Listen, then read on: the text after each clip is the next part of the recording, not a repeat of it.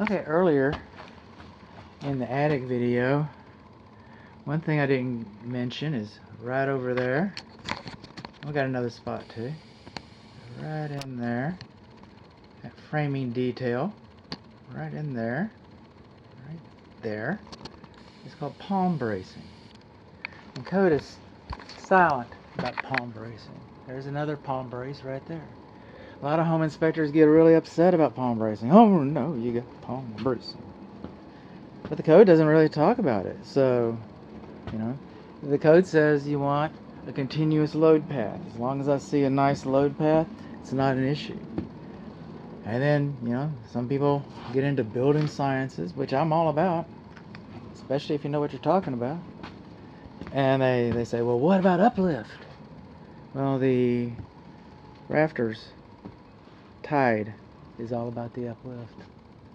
So, to me, palm bracing is a non-issue, since it's likely that you're going to hear something about it sometime in your lifetime. I thought I would just go ahead and chime in.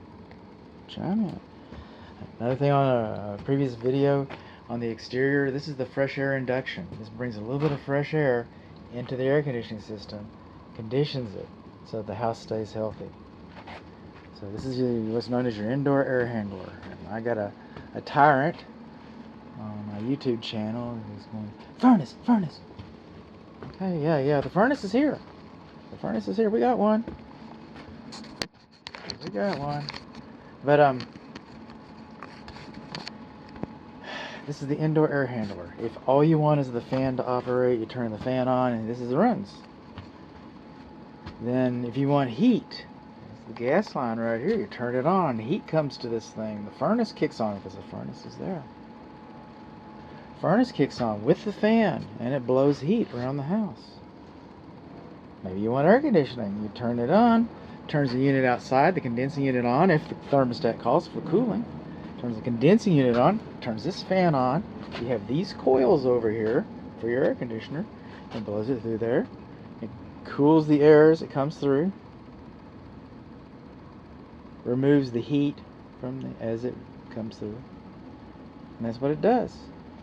So, just so you know. So what's wrong with it? There's a care and use manual. It's sealed nice. Dip leg for the gas line. Give us some problems, bud. Okay, see this gas line right here? You want people stepping on your gas line? I don't want people stepping on my gas line. There should have been a wooden curb installed to protect it.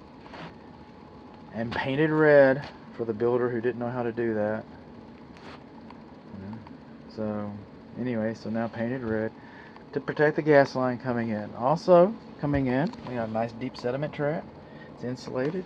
We got just a little bit of rust and corrosion in the safety pan. And that's going to be natural. This is just coming off of the line. Even though it's insulated, it'll drip off and then it drips down and comes down here. So I really do not see that as a problem. All right, it will be a problem, It's only a matter of time when all this rusts up, but I don't see that as a problem today. Well, got a little bit of rust right there. So, kind of natural progression of the way the system works. It's not failing, But in a few years, so you got 4 on it. In about 10 more years, it finally gave it up. I hope it lasts that long. So what do we learn? Got a little bit of corrosion on the pan. Gas line's not covered up. Oh, and we got some air. See the air around the vent pipe right there? Alright, so that needs to be sealed. If light can get through, water can get through. 16 by 25 by 24, this is the air filter up here. You want to come up here and change it every once in a while. Thick ones like this usually last a little longer. You might want a thinner one. Thinner ones are a little more energy efficient, but you have to replace them all the time.